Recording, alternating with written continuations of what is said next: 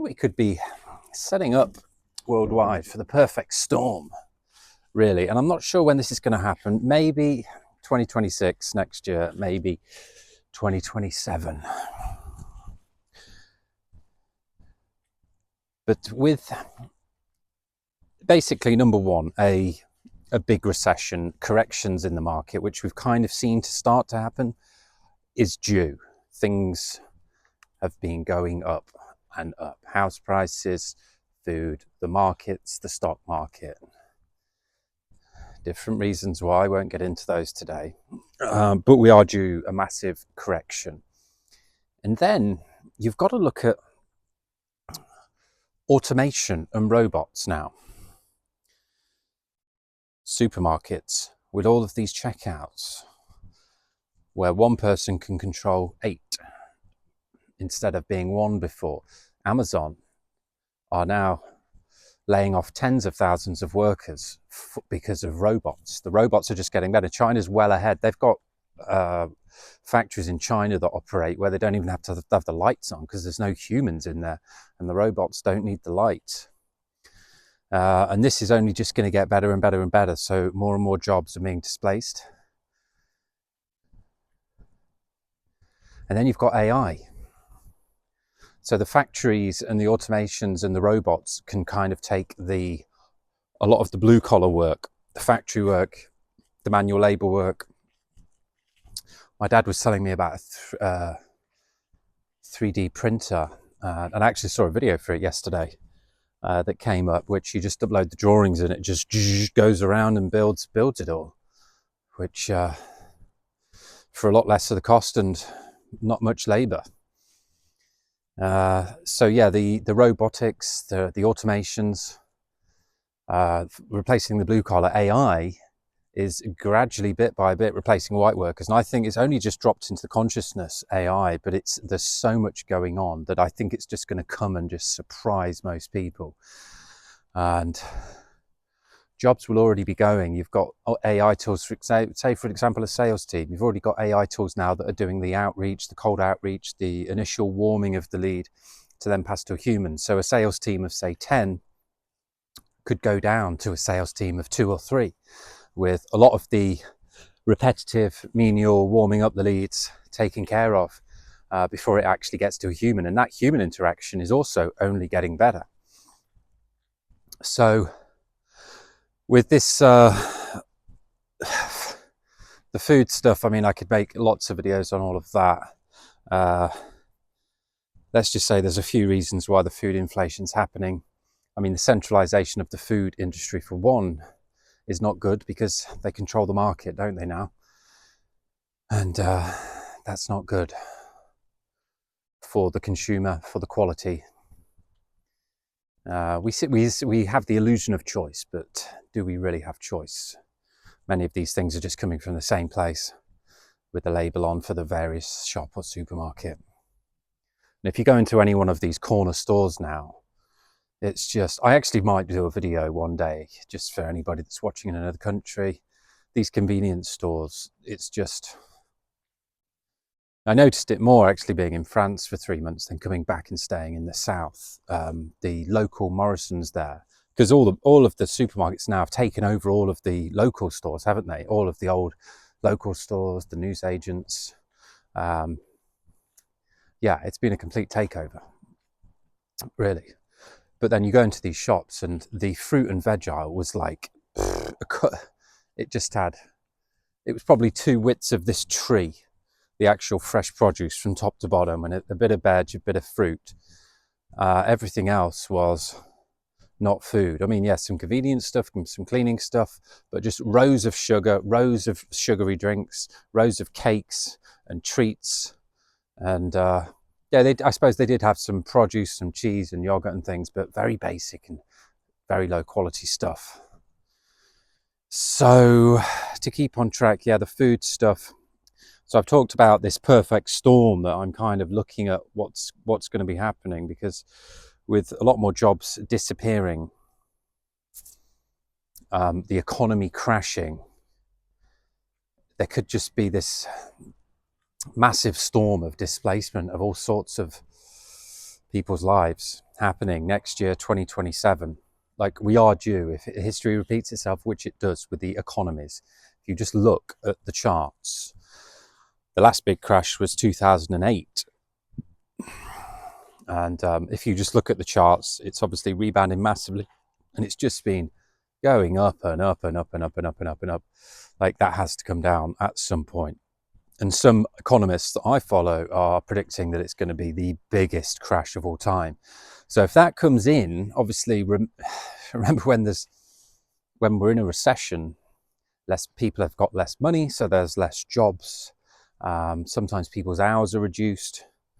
So people have got less money anyway. And then with less jobs happening with AI, automation, robotics, and these AI tools, AI agents now, which you can basically train to be an employee of yours. So it will actually do what you want to do for it and get better as it goes along. It'll be actually, log in and do your accounts, log in and respond to all your emails or organize them.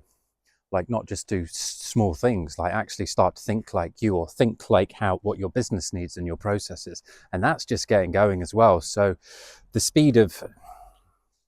rate of improvement in all of this stuff is mind-boggling. It's hard for me to keep up, and I'm looking into this all the time.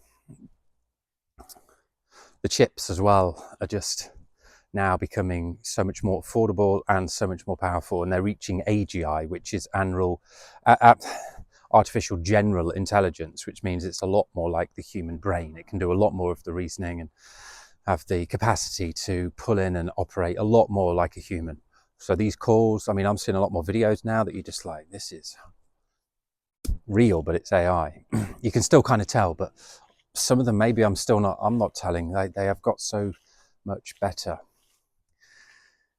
So yeah, I think this is why everybody needs to be an entrepreneur. Everybody needs to be an operator in their own business to be in control of their future. And the operators and the innovators that move with the times of the technology and the AI and the automation are going to be the ones that survive and thrive. Because I think there's going to be a massive period of people just,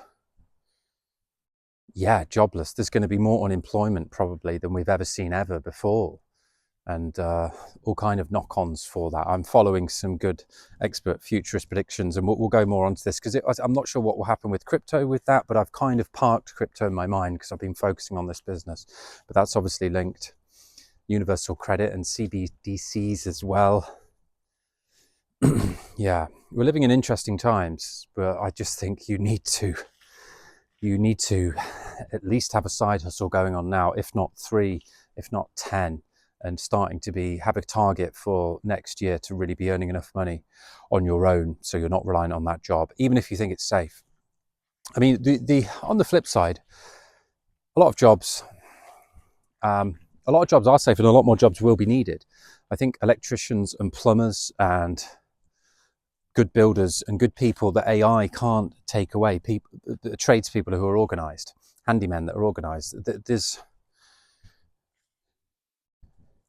those kind of people who can do the manual work, but also latch into the software side of things and the AI to take care of their sales, to take care of the billing and the organization. Because generally tradespeople, handymen, their communication skills and is lacking because it's just not their thing. But if they can link that together and maybe work with somebody, I mean, it's a good service to provide. I have considered like offering a service for, small to medium-sized tradespeople where you just say, look, just pay us a monthly fee, we'll handle all of this electronic nonsense so you can get on with more jobs. I think they're the people that will get ahead. Electricians as well, because of all the power needed for the AI. So yeah, a lot going on. I've just been considering the world as maybe we're coming up to the end of this year and what next year holds.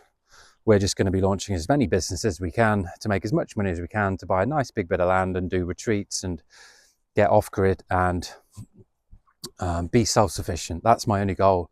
So I want to make a good few million by the end of next year to be able to come back to be able to do that, and help people along the way, educate people along the way, of how to really not get left behind. This is all about not getting left behind. You've got to be you've got to be, if it depends where you are in life, like but if you're my age or younger, like you've got to be carving out research and testing and trialing new things every day and educating yourself and pushing yourself forward, because the world is pushing forward around you. And if you're not pushing forward in around your own life and ecosystems and the way that the life that you know, you might just wake up one day and be like, wow, what happened? And I predict millions of people are going to wake up one day and be like, what happened? We were just living, everything was kind of okay, and then this happened. So I don't want that for you. I don't want that for me. I'm always thinking about the future. I follow a lot of prediction. People are looking at the future, not just economists, but all sorts of things. So I'm always thinking about the future and where we're going. And then trying to just channel it back into useful programs with a nonconformity company to help people put them to use, put them to good use. So wow, that's okay. I've got stuff to do, things to make, forms to sign and print and admin for this French visa. But I've just had a bad experience and a good business experience. We went out this morning because we need these passport size photos for the visa application for France. Johnson's Cleaners, who are like jack of all trades, aren't they? They do dry cleaning and then other things, but the lady was just terrible. She was like, oh, my camera's a bit weird. I've been off for 6 weeks. Oh, this doesn't look right. Then there was something in the background, and you could tell she just didn't know what she was doing and didn't really want to do it. And then she recommended some of that. There was 25 minutes drive. They had a walk-in studio. That was at Asda, and that's called Max Spielman. So this lady, I think she's having a bad time in life. So maybe with another person with another camera, it would have been good. But she did recommend a good place to go. It was 25 minutes through city. We did it because we need these pictures to be accepted. And yeah, it was just in the foyer in Asda, and they were fantastic. Her name was Emily. And yeah, just took all the pictures really quickly. She was, there's people in and out. She was speaking to some other people. She said goodbye to them and came over to us and sorted us out. It was $12.99 per person, and just really quick. And they cut them out, they print them. It was just, yeah, a good service. And she great upsell as well. They're like, for £2, considering you're paying $12.99 per person, for £2 per person, do you want an extra 4 photos for each one? It's like, it's an upsell like you can't really say no to, because they will be useful for applying for more visas. And it's, yeah, we've tried a few places with these photos the other day and then this morning, so it was nice to actually get somewhere. So yeah, Max Spielman, good service, good business. And that's again like something, they're using the technology in there. They've got the computers, they've got the printer. She's going over to the checkout to do something else while the machine's doing the last bit. She's like, yeah, just bring them over and I'll cut them out and then you can pay.